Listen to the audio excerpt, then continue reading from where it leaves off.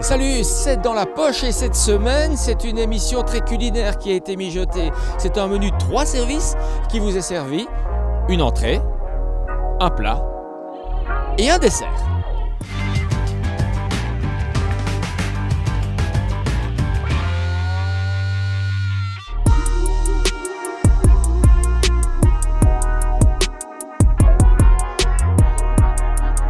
Objectif de ce premier plat, nourrir non seulement votre estomac, mais également vos yeux et votre esprit à travers des histoires de design alimentaire. Voici un petit avant-goût de ce qui vous attend ici, au Centre d'innovation et de design, c'est au Grand Ornu.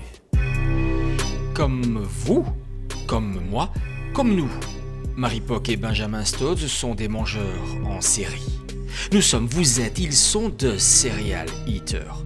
Elle est la directrice du Centre d'innovation et de design au Grand Ornu. Il est le commissaire de cette exposition, en pleine réflexion, pour tenter de répondre à cette question. Que sommes-nous prêts à accepter dans nos assiettes demain ? Un peu la base de l'expo, c'est un peu parti d'une réflexion personnelle sur ce que moi je voudrais manger d'ici 5 ans, 10 ans, ce à quoi je serais prêt à renoncer. L'expo elle est un petit peu née comme ça et on propose justement différentes visions de food designers sur ce qu'on pourrait manger d'ici 5 ans, 10 ans. Dans une approche parfois anxiogène du futur alimentaire, le food design interroge nos comportements, nos désirs et nos doutes en tant que mangeurs. Mais finalement, le food design, qu'est-ce que c'est ? De la gastronomie créative ? De la conception d'ustensiles ou d'accessoires de table ? C'est tellement plus que ça. Oui, mais alors, c'est quoi ? Il y a des antécédents au food design, qui est une discipline finalement relativement récente. Il y a des antécédents dans l'art et il y a des antécédents dans la gastronomie. Mais au-delà de ça, il y a aussi tout le food design qu'on oublie et qui relève de l'agroalimentaire. Créer un packaging comme le packaging très particulier du Toblerone, c'est aussi du food design. Pourquoi ce packaging est-il triangulaire ? Pourquoi la forme de chocolat, tout à coup, devient triangulaire alors qu'on a l'habitude des tablettes carrées ?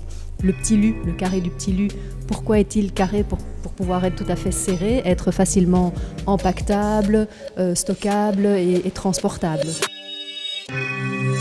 C'est un peu parfois de la science-fiction, mais je pense qu'il y a des projets qui sont complètement concrets et qui permettent d'avoir une vue sur, par exemple, la viande in vitro, donc c'est cette viande cellulaire qui pousse en laboratoire, ou la viande d'insectes, la viande végétale. Toutes ces alternatives à la viande sont des choses qui sont bien réelles actuellement.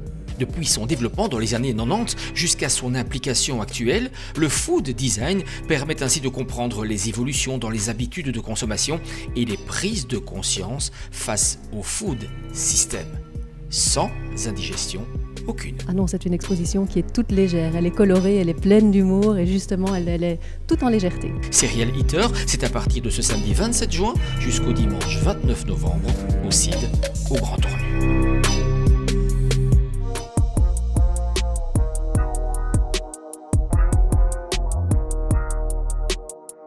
Vous appréciez la cuisine asiatique ? Nous prenons alors la direction de Bois de Lessines. C'est Laurence qui a préparé le plat principal.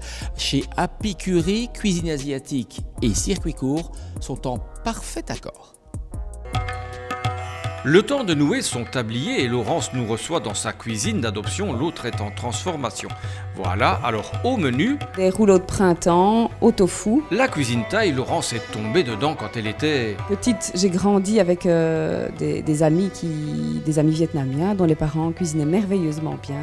Et de fil en papille, elle a eu envie, elle aussi, de cuisiner merveilleusement bien. Quand j'ai eu 20-25 ans, je suis allée une fois en Thaïlande. Et là, ça a été une véritable révélation. Je me suis vraiment rendu compte que j'adorais cette cuisine. Et j'ai eu la chance, par après, de retourner en Asie pour faire des cours de cuisine asiatique. Et là, je suis vraiment partie dans des écoles, à la Blue Elephant Cooking School, par exemple, de Bangkok, qui est réputée. Et j'ai baroudé comme ça en Thaïlande, au Vietnam, au Laos et en Indonésie pour faire des cours dans différentes écoles. Ainsi est né Happy Curry, Happy comme bonheur. Le projet a vraiment un sens du début à la fin et ça rend vraiment heureux, quoi. Et curry comme Wapi, car ici les recettes sont thaï, mais les produits locaux.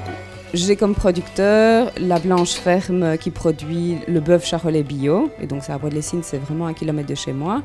J'ai les poulets J-Bec pour le poulet fermier. Pour les légumes, je vais chez Coprosin. Et alors j'ai un autre petit producteur de lessine qui s'appelle Cyclochon, qui lui fait du maraîchage avec des cochons. Et alors pour les épices, j'ai le comptoir africain, qui est un très chouette couple qui vend des épices. Et, voilà. Et tout ça servi sur un plateau, ou presque. Les commandes se font via mon site internet. Les gens peuvent commander à partir du mardi jusqu'au lundi soir minuit. Donc ils passent leurs commandes de plats. Et donc moi je livre les jeudis, vendredis dans les points de dépôt suivants. Donc il y a la Blanche Ferme à Bois de Lessine.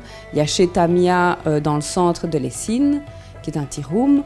Il y a chez Dépovrac à Silly. Il y a chez Croquet Nature à Hatt. Et alors au coin du potager ici à Chièvre.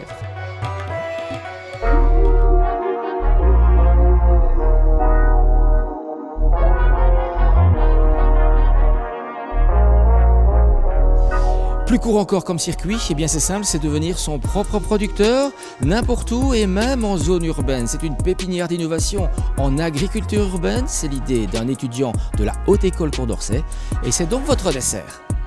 Bienvenue à Green Factory. Green Factory, en fait, est une pépinière d'innovation en agriculture urbaine. Et Morgane, son jardinier en chef. Ici, c'est notre ferme urbaine pédagogique et je vais vous présenter le potager hors sol. Donc on l'a fait hors sol, vu que le sol ici, juste en dessous de nous, est pollué. On a mis aussi des ballots afin que ça puisse être utilisé l'année prochaine comme support de culture et ceux qui ne seront pas utilisés serviront de paillage. Après le potager, passons au verger. On a un sol qui est pollué, donc on a décidé de récupérer des cuves IBC qu'on a reçues totalement gratuitement. On a mis ici, c'est un poirier, on a 2 pommiers et 2 poiriers qui vont se polliniser. Chez Green Factory, on a aussi planté du houblon pour la guise et des vignes. Non, c'est pas pour notre consommation personnelle, mais c'est un projet mené par le centre de recherche ici à côté et des professeurs de la Haute École. Ici, il y a plus ou moins 15 variétés de rouge et 15 variétés de blanc. Comme ça, on peut voir que sur un sol comme le nôtre, il y a moyen de planter des vignes. Qui dit ferme dit aussi poulailler. On a mis un coq pour que le voisinage, à 5 h du matin en été, puisse se réveiller tranquillement comme à la campagne. Et accessoirement profiter des œufs. Car le voisinage, on y pense aussi chez Green Factory. Ici, les bacs vides attendent vraiment leurs locataires. Les locataires, ils se situent dans les immeubles qui sont juste derrière moi. On va les mettre à louer. On va passer 2-3 jours avec eux afin de leur montrer comment cultiver, comment entretenir un potager. Et on espère que d'ici l'année prochaine, les locataires des bâtiments là-bas puissent avoir des légumes de qualité juste en bas de chez eux. En bas ou bien en haut, sur le toit, grâce à l'aquaponie. Les déjections des poissons vont servir d'aliment pour les plantes et les plantes vont purifier l'eau pour les poissons. D'habitude, c'est soit des poissons rouges, soit de la truite, soit esturgeon ou même écrevisses. Nous, on a dit on va prendre des carpes, ça n'a pas encore été fait.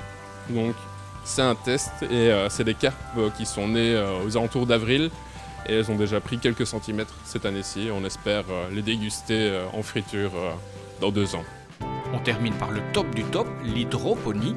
Les poissons sont juste remplacés par des solutions nutritives, par des nutriments pour que les plantes soient vraiment à leur nirvana total. C'est complémenté par un peu de lumière, par des LED qui ne chauffent pas ou très très peu. Nos salades seront prêtes dans 3-4 semaines. Voilà, maintenant vous savez tout sur l'agriculture urbaine, l'agriculture de demain. Il faut savoir qu'en 2050, plus ou moins 70% de la population sera en ville. Donc on aura toujours les agriculteurs qui vont apporter énormément et les gens des villes devront aussi apporter leur complément parce qu'on ne peut pas tout produire hors de la ville.